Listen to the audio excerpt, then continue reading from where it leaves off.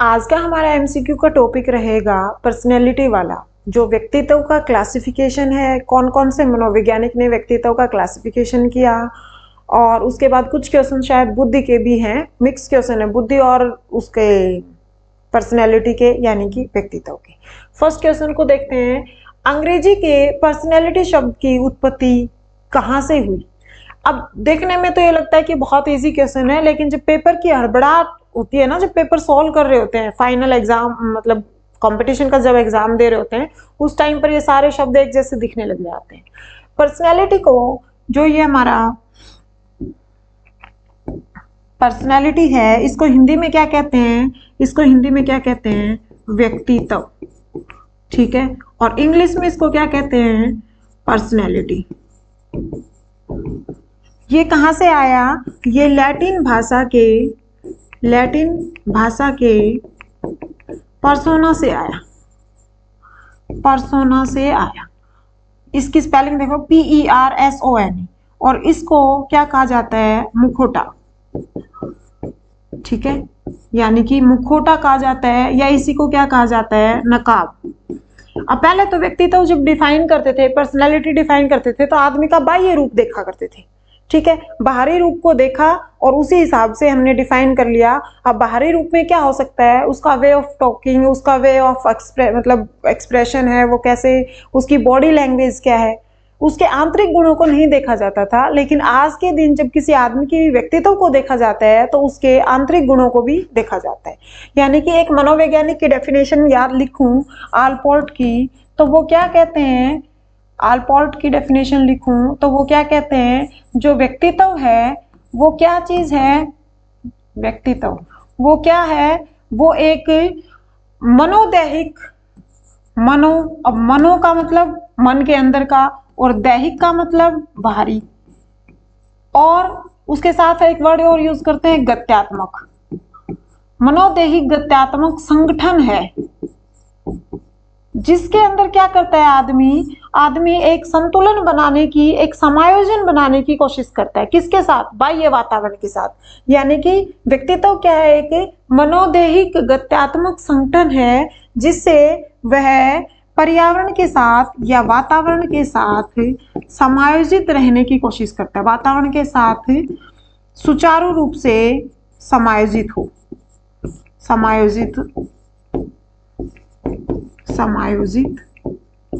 अगर वो सुचारू रूप से समायोजित है, तो ही हम किसी आदमी की गुड पर्सनैलिटी बोल सकते हैं। यानी कि उसके अंदर अच्छा आत्मविश्वास भी होगा, उसके अंदर सहनशीलता भी होगी, वो उसके अंदर परोपकारिता भी होगी, वो लोगों की अंदर की भावनाओं को समझ भी सकता हो। ऐसा ना हो कि वो सिर्फ और सिर्फ अपनी भावनाओं को ही एक्सप्रेस करे, वो सामने वाले की भावनाओं को भी समझ पाए।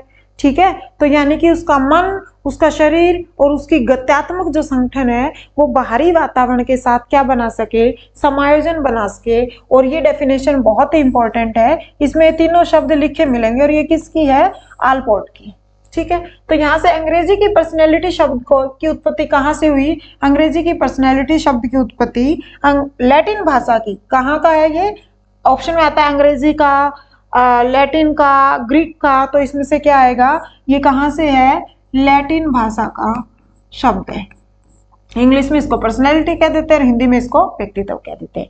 नेक्स्ट क्वेश्चन है, जुंग ने अंतर्मुखी को किन रूपों में विभक्त किया? देखो, युंग और जुंग थे ना, वो किसके शिष्य थे? वो सिगमंड फ्राइड के शिष्य थे। सिगमंड फ्राइड ने कौन सा सिद्धांत दिया था? मनोविश्लेषणात्मक सिद्धांत दिया था, psycho analytical theory of development दिया था, जिसके अंदर उन्होंने मुख्य भूमिका किसकी बताई थी? लिबिडो की बताई थी, काम प्रवृत्ति की बताई थी। उन्होंने कहा था कि काम शक्ति बच्चे के जन्म से ही शुरू हो जाती है, और पूरा का पूरा उनका अध्ययन किसके ऊपर था? लिबिडो के बेस पे था। लिबिडो एक ऐसी ऊर्जा शक्ति होती है जो आदमी के अचेतन मन के अंदर बहुत सारी दमित इच्छाओं को इकट्ठा करती रहती है, तब वो आदमी जाकर कुसमायोजित हो जाता है। यानी कि ये लिबिडो हो गया, काम प्रवृत्ति होगी, ये उन्होंने क्या कहा था कि बच्चा जब जन्म लेता है तो इन शक्तियों के साथ ही पैदा होता है, और इस आधार पर उन्होंने 5 टाइप से बच्चे को, मतलब एक बच्चे के विकास को डिफाइन किया था, जिसके अंदर मुख्य, गुदीय, लैंगिक, फिर सुप्तावस्था, फिर जननेंद्रिय अवस्था पढ़ते हैं। तो उन्होंने सारा का सारा ध्यान, सिगमंड फ्राइड ने क्या कहा था कि काम प्रवृत्ति के ऊपर ही सब कुछ टिका हुआ है। इसलिए यूंग और जूंग क्या थे, जो सिगमंड फ्राइड के शिष्य होते थे वो इनसे अलग हो गए और फिर इन्होंने एक सिद्धांत दिया जिसको मनोविश्लेषणात्मक ना कहकर ओनली क्या कहा गया, विश्लेषणात्मक। यानी कि सिगमंड फ्राइड की बात करूं, सिगमंड फ्राइड तो उन्होंने तो क्या कहा था, उन्होंने क्या दी थी, मनोविश्लेषणात्मक सिद्धांत, मनोविश्लेषणात्मक, ठीक है।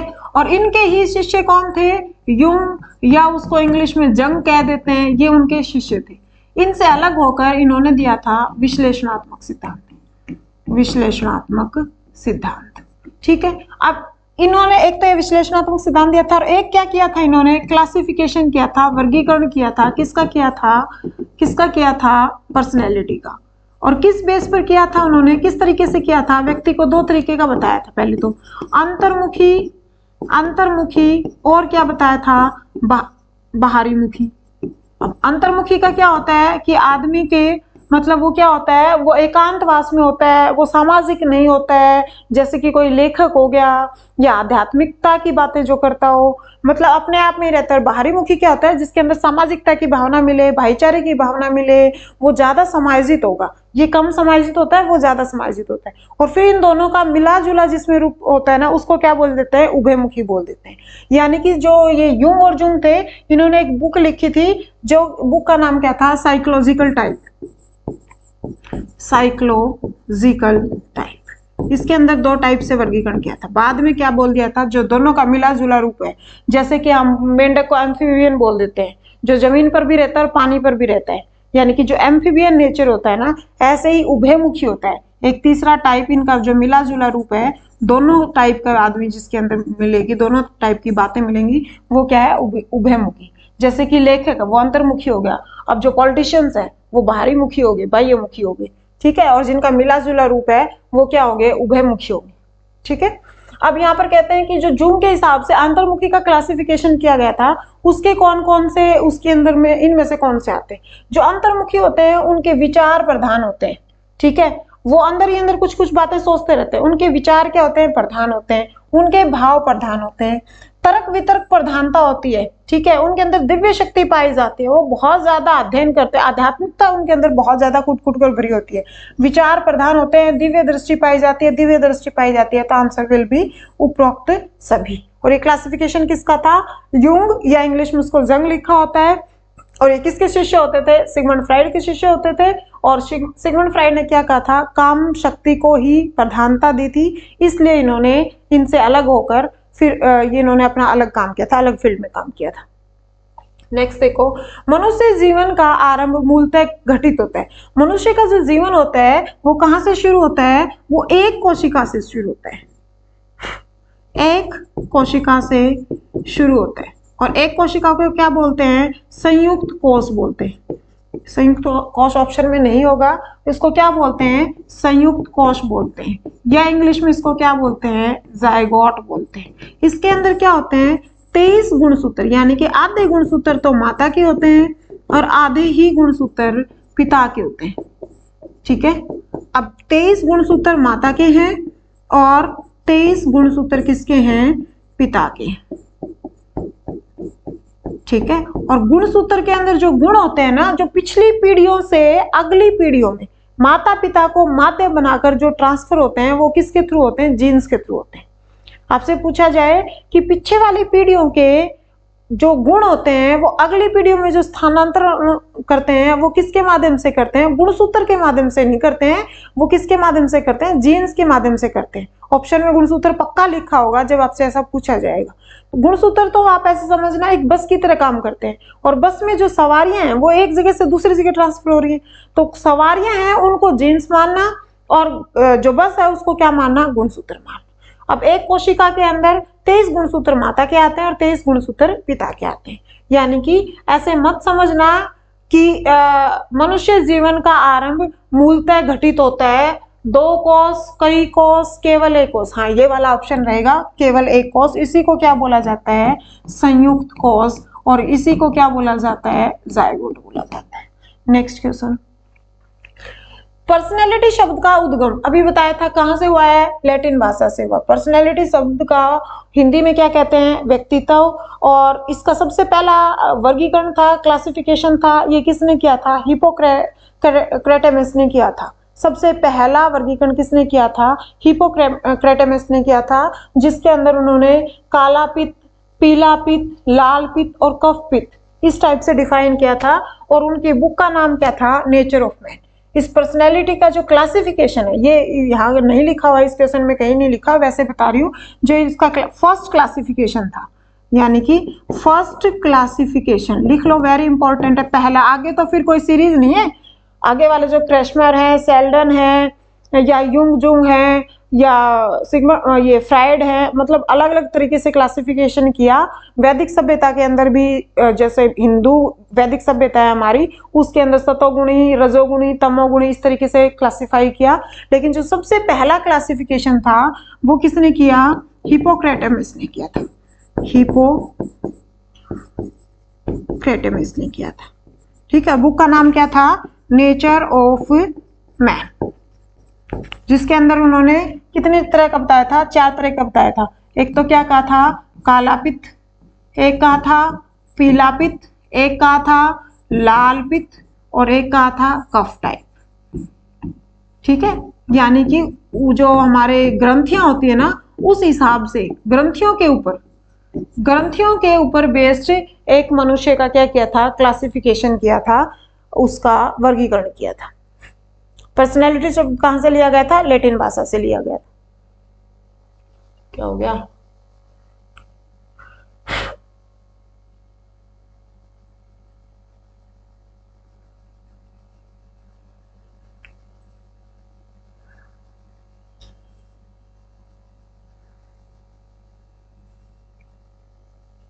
कोई मच्छर बैठा है जो मुझे दिखाई नहीं दे रहा है। कौन सा स्प्रेंजर के द्वारा किया गया वर्गीकरण नहीं है? सबसे पहले तो स्प्रेंजर, सबसे पहले तो किस शब्द को उठाओ यहां से? स्प्रेंजर। स्प्रेंजर क्या थे? एक मनोवैज्ञानिक थे। उन्होंने क्या किया था? क्लासिफिकेशन किया था। किस चीज का क्लासिफिकेशन किया था? पर्सनैलिटी का किया था। कहाँ लिखा हुआ है उनका क्लासिफिकेशन? उनका क्लासिफिकेशन है जो स्प्रेंजर का, वो कहाँ लिखा हुआ है? टाइप ऑफ मैन, इस बुक के अंदर लिखा हुआ है। ठीक है, स्प्रेंजर क्या थे? एक मनोवैज्ञानिक थे। बुक का नाम क्या था? Type of man. और जो क्लासिफिकेशन बेस्ड था वो किसके ऊपर बेस्ड था? समाज शास्त्र बेस्ड। जैसे बोलते हैं ना, पीछे वाला जो हिप्पोक्रेटस का बताया था, वो किसके ऊपर बेस्ड था? ग्रंथियों के ऊपर बेस्ड था।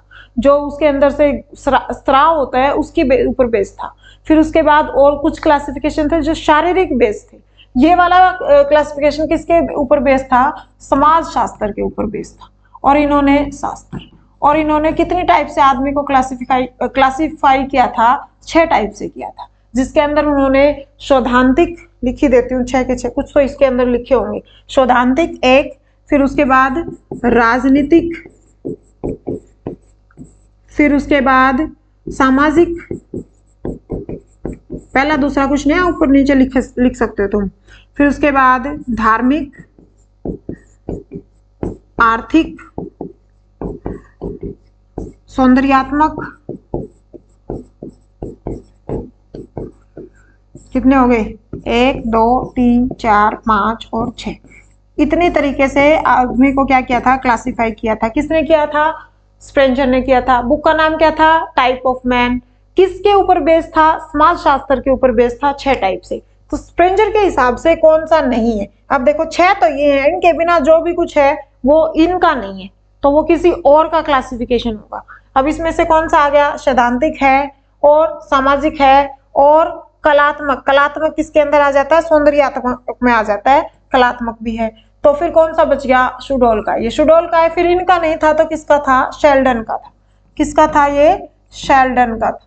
क्रैशमर का था, शेल्डन का था। शुडोल का है, किसका था ये? क्रैशमर का था, शेल्डन का नहीं था भाई। ये किसका था? क्रैशमर का था। ये किसका क्लासिफिकेशन था? क्रैशमर का था, जो इन्होंने अपने साइकिक एंड कैरेक्टर के अंदर इसको क्लासिफाई किया था। शुडोलकाय था, ये भी 4 तरीके का था। एक क्रैशमर का, एक तो आ गया शुडोलकाय, एक क्या आ गया स्थूलकाय, एक क्या आएगा क्षीणकाय, और एक क्या आएगा मिश्रित। ठीक है, देखो 2 को मैंने पूरी तरीके से एक्सप्लेन कर दिया इसके अंदर। तो एक क्वेश्चन का मतलब ये नहीं है कि आपको एक ही क्वेश्चन मिल रहा है, इसके आसपास की बहुत सारी चीजें मिल रही है। देखो ये जो क्लासिफिकेशन था ये भी 4 तरीके से था। किसने किया था? करने वाला कौन था? क्रैशमर। ठीक है, 4 तरीके से कैसे था? एक तो शुडोलकाय हो गया, दूसरा स्थूलकाय, तीसरा क्षीणकाय और चौथा मिश्रित। बुक का नाम क्या था? Psychic and character. इस बुक के अंदर क्लासिफिकेशन किया था, किसने किया था? क्रैशमर ने। ठीक है, दूसरा क्लासिफिकेशन किसका पढ़ा हमने? स्प्रेंजर का, जिनकी बुक का नाम क्या था? Type of man. पूछे हुए क्वेश्चन है, बुक का नाम, स्प्रेंजर की बुक का नाम क्या है? Type of man. कितने तरीके से क्लासिफाई किया? 6 टाइप से। कौन कौन से 6 टाइप थे? सौदांतिक, राजनीतिक, सामाजिक, धार्मिक, आर्थिक, सौंदर्यात्मक। ये जो कलात्मक है ये किस में आता है? सौंदर्यात्मक में आता है। ठीक है, और ये किसका था? क्रैशमर का। नेक्स्ट क्वेश्चन देखो, मनोविश्लेषणात्मक, अभी बताया था मनोविश्लेषणात्मक सिद्धांत किसने दिया था? सिगमंड फ्राइड ने दिया था। ठीक है, सिगमंड फ्राइड ने दिया था। इन्होंने इसके अंदर 3 टाइप से आदमी को क्लासिफाई किया था। एक तो किस बेस पर किया था? चेतन, अर्धचेतन और कॉन्शियस, सबकॉन्शियस और अनकॉन्शियस, अचेतन। एक क्लासिफिकेशन क्या था? मन के ऊपर, जिसके अंदर क्या कहा था उन्होंने? इद, ईगो और सुपर ईगो। एक क्लासिफिकेशन किसके बेस पर किया था? लैंगिक अवस्था के ऊपर किया था। ठीक है, लैंगिक अवस्था वाला क्लासिफिकेशन था। उसके अंदर उन्होंने क्या कहा था? मुखीय, गुदीय, लैंगिक, सुप्तावस्था और क्या कहा था इन्होंने? जनेंद्रिय। यहां पर इन्होंने किसकी महानता बताई थी? काम शक्ति। और काम शक्ति को ही उन्होंने दूसरा नाम क्या दिया था? लिबिडो। लिबिडो क्या है? एक टाइप की ऊर्जा शक्ति। ठीक है, अब देखो इसका क्वेश्चन क्या था? मनोविश्लेषणात्मक दृष्टिकोण के अंतर्गत आते हैं। अब आपको डाउट होगा कि ऐसे कब डिफाइन किया? ये तो क्या था? लैंगिक सिद्धांत था उनका। ये इद, ईगो और सुपर ईगो, ये किस टाइप से डिफाइन किया था?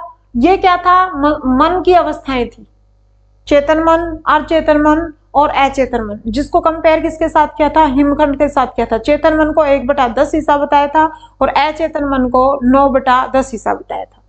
फिर आदमी की एक क्वालिटी और बताई थी उन्होंने, टोपोग्राफी बेस्ड, ईगो, इद और सुपर ईगो। ये इद और सुपर ईगो तो किस में रहते हैं? कुसमायोजन में रहते हैं, और ये ईगो है ये इन दोनों में बैलेंस बनाने की कोशिश करता है। तो मनोविश्लेषणात्मक दृष्टिकोण के अंतर्गत कौन कौन आते हैं? इद भी आता है, परम अहम भी आता है और अहम भी आता है। इसको इंग्लिश में क्या कहते हैं? ईगो। इसको इंग्लिश में क्या कहते हैं? Super ego. और इसका इंग्लिश में क्या कहते हैं? इद। ठीक है, इसके अंदर तो क्या होता है? Devil in a man. इसके अंदर क्या रहता है? Man in man. और इसके अंदर क्या रहता है? दानव हो गया, और इसके अंदर मानव हो गया, और इसके अंदर क्या रहेगा? देव, angel, angel in a man. ये तो प्रेजेंट में जीने की कोशिश करता है, स्वार्थी होता है, ठीक है, और अपनी इच्छा पूर्ति को पूरी करने की कोशिश में रहता है। ये क्या रहता है? ये क्या रहता है? आध्यात्मिक, आध्यात्मिक या बहुत ज्यादा आदर्शवादी। तो ये फिर क्या रहेगा? कुसमाजित रहेगा। और इन दोनों के बीच में बैलेंस बनाने का काम कौन करता है? अहम। ठीक है, नेक्स्ट क्वेश्चन देखो। व्यक्तित्व आत्मज्ञान का ही दूसरा नाम है।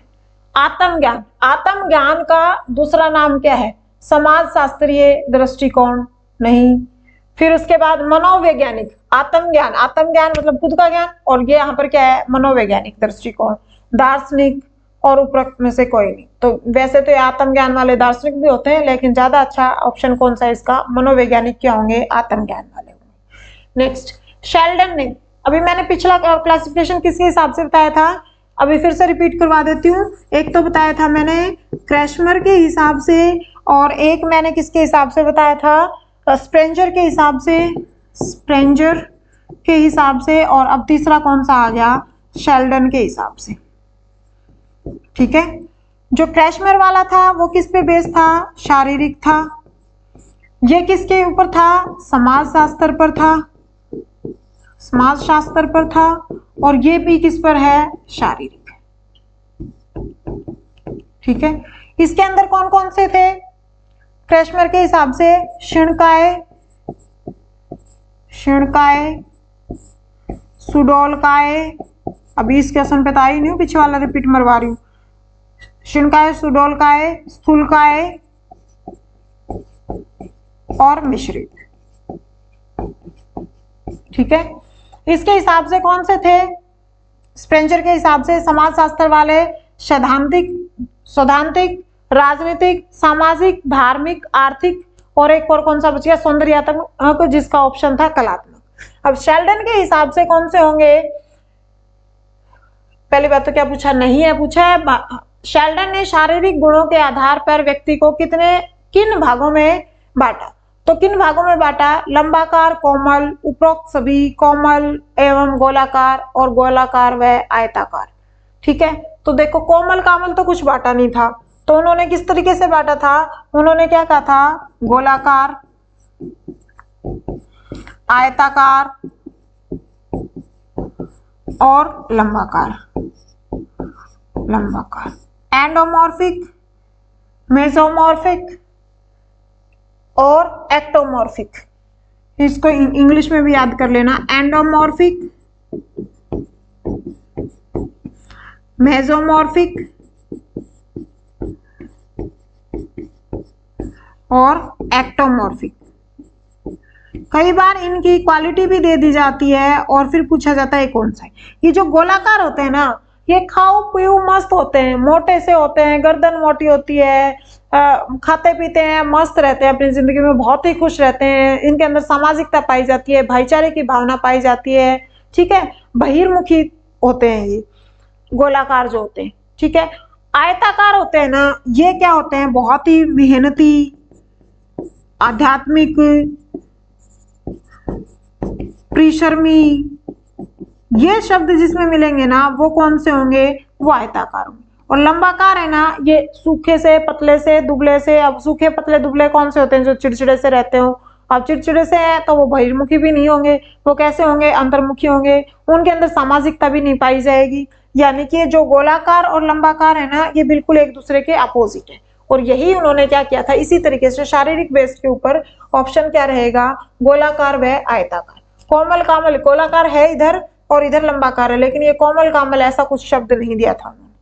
नेक्स्ट देखो, रजोगुणी। अब ये कौन सा क्लासिफिकेशन है, जो हमारी वैदिक सभ्यता है, हिंदू वैदिक सभ्यता, हिंदू वैदिक सभ्यता, इसमें 3 टाइप से बताया था। एक तो क्या कहा था, सतोगुणी, दूसरा कौन सा था, रजोगुणी, रजोगुणी, और तीसरा कौन सा था, तमोगुणी। ठीक है, इनके अंदर तो क्या होती है, ईश्वर की भावना, पूजा पाठ की भावना, ईश्वर, धर्म, ये बात करते हैं। रजोगुणी है, ये किसकी बात करते हैं, कर्म की बात करते हैं। और तमोगुणी होते हैं ना, ये कौन से, स्वार्थी प्रवृत्ति वाले होते हैं, यानी कि खाओ पियो और मस्त रहो वाले, यानी कि खुश मिजाज वाले या स्वार्थी टाइप वाले होते हैं। अब पूछा क्या गया है, पूछा गया है रजोगुणी का अर्थ है कर्म में लगन। ये वाले होते हैं ना, ये खुश मिजाज मतलब सुख, सुख प्राप्ति वाले, ये जो लिखा हुआ सुख में लगाओ, सुख में लगाओ। ये वैदिक हिंदू वैदिक सभ्यता के हिसाब से इसका क्लासिफिकेशन किया है। वैसे देखा कहते हैं कि जो नेचर ऑफ मैन था, हिपोक्रेटस की जो बुक आई थी, उसके अंदर सबसे पहला क्लासिफिकेशन था जो रक्त पित्त, काला पित्त, कफ और पीला पित्त वाला था। लेकिन उनकी जो क्वालिटी बता रखी है ना, वो इनके साथ मिलती जुलती है।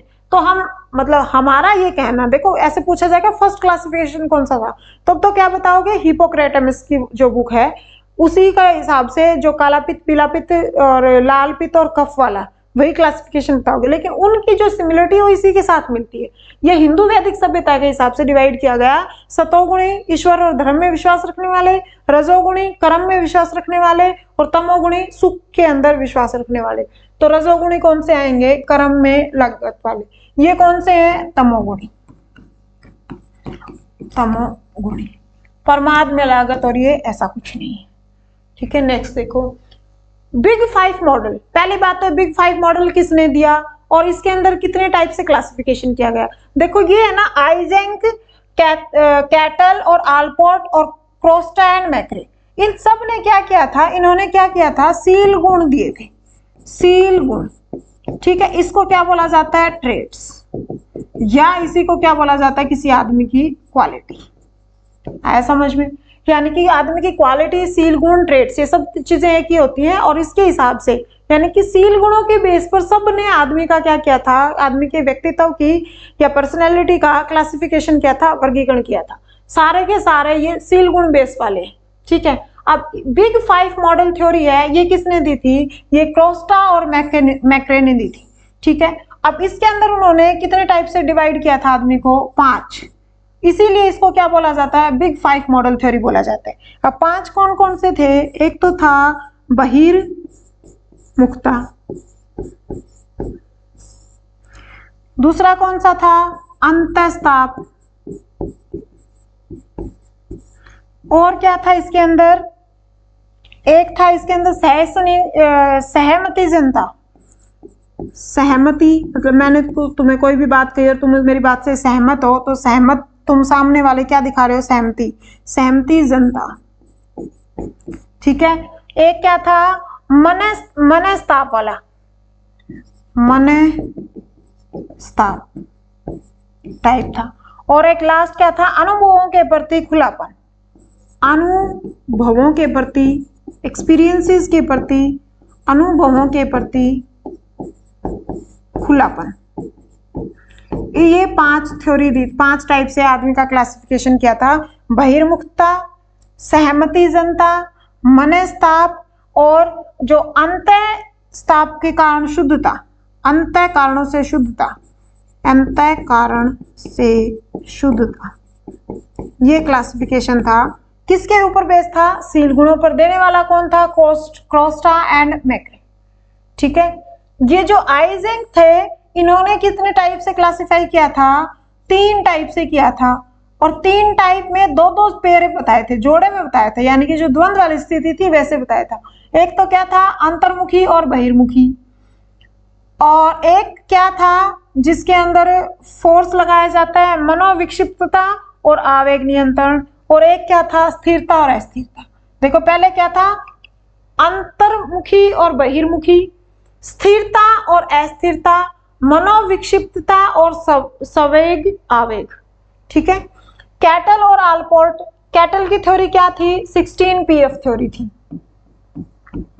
और आलपोर्ट ने एक तो सामान्य टाइप के आदमी बताए थे और एक व्यक्तित्व, एक विशेष टाइप के बताए थे। सामान्य जो गुण होते हैं वो तो सब में पाए जाते हैं, और विशेष होते हैं वो व्यक्ति विशेष में पाए जाते हैं। व्यक्ति विशेष वाले कार्डिनल, केंद्रीय और गुण। कार्डिनल तो होते हैं जो छुपाने से भी नहीं छुपते हैं, केंद्रीय होते हैं जो 5-7 किसी आदमी में पाए जाते हैं, और जो किसी का विशेष पहनावा, हेयर स्टाइल, वो सब किसमें, खान पान, विशेष टाइप का खान पान, पहनावा, वो किसमें पाए जाते हैं, गौण टाइप में पाए जाते हैं। किसी और क्वेश्चन में उसको एक्सप्लेन कर दूंगी। यहाँ क्वेश्चन कौन सा था, कोस्टा एंड मैक्रे वाला। ठीक है, नेक्स्ट देखो, दर्शन शास्त्री, तत्वता, गणितज्ञ और विज्ञान। पहली बात तो इसी शब्द को पकड़ लो, ये क्या दे रखा है, दर्शन शास्त्री। अब दर्शन शास्त्री है तो कैसा होगा, ये अंतर्मुखी होगा। अब अंतर्मुखी है तो गणितज्ञ और विज्ञान वाले भी, यानी कि कौन सी टाइप का है ये, बहिर्मुखी, जो समाजवादी होते हैं, जो अपने विचारों को कहीं पर भी प्रकट कर सकते हैं, जैसे राजनेता टाइप होते हैं। अंतर्दृष्टि वाले, जो लेखक टाइप होते हैं, दर्शन शास्त्री होते हैं, गणितज्ञ हैं, वैज्ञानिक हैं, और दोनों में ये गुण पाए जाते हैं, ये कौन से होते हैं? उभयमुखी। और ये क्लासिफिकेशन किसने किया था? ये यूंग ने किया था, जो मनोविश्लेषणवादी सिगमंड फ्राइड के शिष्य थे, जिन्होंने विश्लेषणवादी थ्योरी दी थी। अहम को कहते हैं, अभी थोड़ी देर पहले बताया था, अहम को क्या कहते हैं? ईगो। ठीक है, और ये किसने कहा था? ये सिगमंड फ्राइड ने। किस बेस पे डिवाइड किया था? फ्राइड ने। मनोविश्लेषणवादी थे। ठीक है, और ये ईगो क्या करता है? बैलेंस बनाने की कोशिश करता है, बैलेंस बनाता है। किसके बीच में बैलेंस बनाता है? ये इद और सुपर ईगो के बीच में, सुपर ईगो के बीच में। नेक्स्ट देखो, अहम का विकास बालक को बाल्यावस्था में हो जाता है, ये किसका कथन है? तो ये तो किसका है? सिगमंड फ्राइड का है। ठीक है, उसके बाद अभी थोड़ी देर पहले बताया था हरमन रोशा परीक्षण। अब ये हरमन रोशा परीक्षण किस लिए किया जाता है? पहली बात तो ये पता होना चाहिए, ये किस चीज का परीक्षण है। फिर उसके बाद ये किसने किया था? हरमन रोशा ने। कब किया था? 1921 में। क्या हुआ था? इसका दूसरा नाम क्या है? इंक बॉल्ट परीक्षण, इंक बॉल्ट टेस्ट। कब किया था? 1921। करने वाले कौन थे? हरमन रोशा। कितने कार्ड लिए थे इसके अंदर? कितने कार्ड लिए थे इसके अंदर? 10 कार्ड लिए थे। 10 में से 5 कार्ड तो क्या थे? सफेद व काले, और 2 कार्ड क्या थे? सफेद, काले व लाल। पूछा जाता है ऐसे अलग अलग। और 3 कार्ड क्या थे? विभिन्न रंगों के थे, विभिन्न रंगों के थे। कार्ड जो 2 थे ना, ये तो कौन से नंबर थे? दूसरा और तीसरा। और ये कौन से थे? 7वां, 8वां और नहीं, 8वां, 9वां और 10वां। ये तो दूसरा और तीसरा था, ये 8वां, 9वां और 10वां। और पहला, चौथा, 5वां, 6ठा और 7वां, 5 कार्ड ये थे। इसके ऊपर अलग अलग आकृतियां बनी होती थी, जैसे कि एक कार्ड है, इसके ऊपर ऐसे करके बना दिया, और फिर बच्चे से पूछा जाता था कि ये क्या बना हुआ है। इसका कोई विशेष लगाव नहीं होता था, ये बस वैसे ही पूछा जाता था। ये कौन सी विधियां थी? ये प्रक्षेपण विधियां थी। आदमी का जब क्लासिफिकेशन करते हैं ना, जब उसका जब व्यक्तित्व मापन जो विधियां पढ़ते हैं, तो व्यक्तित्व मापन में 3 टाइप की विधियां पढ़ते हैं। एक प्रक्षेपण पढ़ते हैं, फिर एक क्या पढ़ते हैं? वस्तुनिष्ठ टाइप, और एक पढ़ते हैं व्यक्तिनिष्ठ टाइप। तो ये जो हरमन रोशा परीक्षण था, ये इसी को IBT बोला जाता है, इंक बॉल्ट टेस्ट बोला जाता है। 1921 में दिया था, और 10 कार्ड दिए जाते हैं। ये पूछा जाता है हरमन रोशा टेस्ट के अंदर, IBT टेस्ट के अंदर कितने कार्ड थे? कितने थे? 10। सफेद और काले कितने थे? 5। सफेद, काले और लाल 2, और 3 क्या था? विभिन्न रंगों के। नंबरिंग भी पूछ ली जाती है, और इनके ऊपर क्या बने होते हैं? ऐसे आकृतियां बनी होती हैं, और बच्चे को पूछा जाता है। अब हर बच्चा इसको कुछ और ही बताएगा। ठीक है, तो बच्चों से पूछा जाता है, और उसके बेस के ऊपर इसका क्या नापा जाता है? व्यक्तित्व मापन विधियां हैं। ठीक है, और व्यक्तित्व मापन विधियों में कौन सी है? प्रक्षेपण। अब प्रक्षेपण का मीनिंग समझ लो। प्रक्षेपण क्या होता है? जो आदमी का व्यक्तित्व को बाहर निकाला जाता है किसी और को माध्यम बनाकर, यानी कि व्यक्ति के सामने क्या रखा जाता है? एक उद्दीपक रखा जाता है, और इस उद्दीपक के थ्रू किसी दूसरे की अंदरूनी बातें निकाली जाती है। ठीक है, अब ये उद्दीपक यहाँ पर कौन था? कार्ड। यहाँ पर उद्दीपक कौन था? कार्ड। ठीक है, नेक्स्ट मनोविश्लेषण, वही आ गया सिगमंड फ्राइड। किसके जन्मदाता थे? कौन थे इनके? फ्राइड। और ये तीनों कौन थे? ये व्यवहारवादी थे। हल, स्किनर और पावलोव, ये तीनों क्या थे? CL हल, BF स्किनर और EV पावलोव, ये तीनों ही क्या थे? व्यवहारवादी थे। फ्राइड ने सबसे अधिकता किसको दी थी? काम प्रवृत्ति को। फ्राइड ने किसको अधिकता दी थी? काम प्रवृत्ति को। इसी को क्या बोलते थे वो? लिबिडो। लिबिडो क्या है? कि ऊर्जा शक्ति, जो जन्म से ही पाई जाती है। उन्होंने क्या कहा था? जन्म से ही पाई जाती है, और पाई जाती है। इसी पर बेस्ड उन्होंने क्या दिया था? लैंगिक सिद्धांत दिया था। लैंगिक सिद्धांत दिया था डेवलपमेंट का। कौन थे? Sigmund Freud. नेक्स्ट, वर्तमान में सर्वोत्तम मानने वाली व्यक्तित्व का वर्गीकरण कौन सा है? वर्तमान में किसको माना जाता है? जो अंतर्मुखी और बहिर्मुखी वर्गीकरण था जुंग का, जो सिगमंड फ्राइड के शिष्य थे, उसको क्या माना जाता है? सबसे सर्वोत्तम विधि मानी जाती है। आलपोर्ट और कैटल कौन थे जिन्होंने किसकी बात की थी? शील गुणों की बात की थी। जिन्होंने क्या दी थी? ट्रेट थ्योरी दी थी। कैटल को 16 PF वाली और आलपोर्ट वाली अभी थोड़ी देर पहले एक्सप्लेन की थी। Next TAT. टीएटी क्या होता है? पहले तो थेमेटिक एप्रिसिएशन टेस्ट, इसको क्या बोला जाता है? Thematic appreciation test. इसी को क्या बोला जाता है? अंतर्बोध टेस्ट। ठीक है। कार्ड की संख्या कितनी होती है इसके अंदर?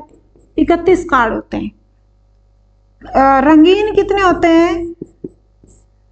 30। और खाली कार्ड कितना होता है? 1। जो 30 रंगीन कार्ड हैं, 30 रंगीन कार्ड हैं, उसके अंदर से 10, 10 और 10। 10 पर किसकी फोटो होती है? फीमेल की। 10 पर मेल की और 10 पर फीमेल प्लस मेल की। एक आदमी का जब टेस्ट किया जाता है तो एक साथ उसको कितने कार्ड पकड़ाए जाते हैं? एक साथ कितने कार्ड पकड़ाए जाते हैं?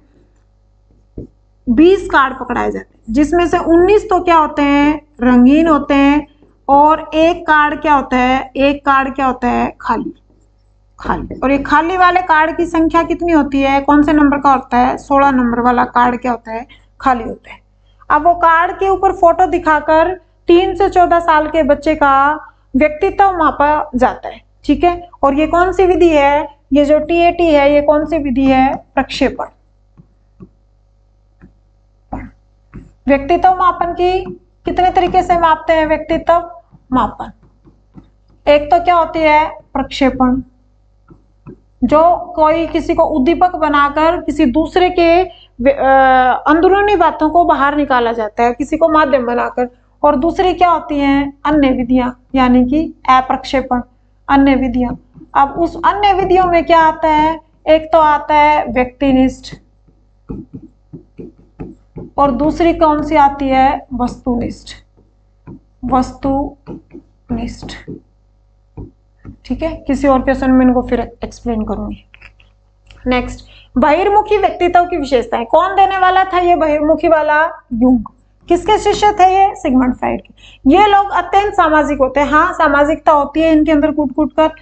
आशावादी और क्रियाशील होते हैं, जबकि अंतर्मुखी होते हैं वो निराशावादी होते हैं। जल्दी ही मित्र बना लेते हैं। जब सामाजिकता है तो मित्र भी बना लेंगे। तो कैसे हो गए? उपर्युक्त सभी। गिलफोर्ड के बुद्धि के कितने कुल कोष थे? तो पहली बात तो गिलफोर्ड कौन थे? गिलफोर्ड ने क्या दिया था? बुद्धि मापन क्रियाएं दी थी। अब बुद्धि मापन क्रिया में इन्होंने क्या दिया था? त्रिआयामी थ्योरी दी थी, जिसको क्या बोला जाता है? 3 डायमेंशनल थ्योरी। 3 dimensional theory. इसके अंदर इन्होंने 3 टाइप की बात की थी। कौन कौन सी? एक तो क्या होता है? संक्रिया, जिस तरीके से आदमी सोचता है। अब फिर दूसरा क्या होता है? विषय वस्तु, जिसका प्रयोग किया जाता है रिजल्ट निकालने के लिए। और फिर एक जो रिजल्ट निकल कर आता है, उत्पाद। ठीक है। तो इन्होंने सबसे पहले जब एक्सपेरिमेंट किया तो इसकी 5 टाइप बताए थे, जो अभिसारी, अपसारी, समरण, बहिर्मुखी, ये सब 5 टाइपें थी, 5 टाइप्स थी। विषय वस्तु में 4 चीजें ली थी और उत्पाद में 6 ली थी। और इन सब की मल्टीप्लाई की, यानी कि एक मॉडल बनाया था इस तरीके से। इसके 3 डायमेंशन रखे थे और इन 3 डायमेंशन के अंदर इन्होंने 5 टाइप की संक्रिया ली थी, 4 विषय वस्तु और 6। इन सब की मल्टीप्लाई करते हैं तो 5 4 जा 20, 26 जा 120।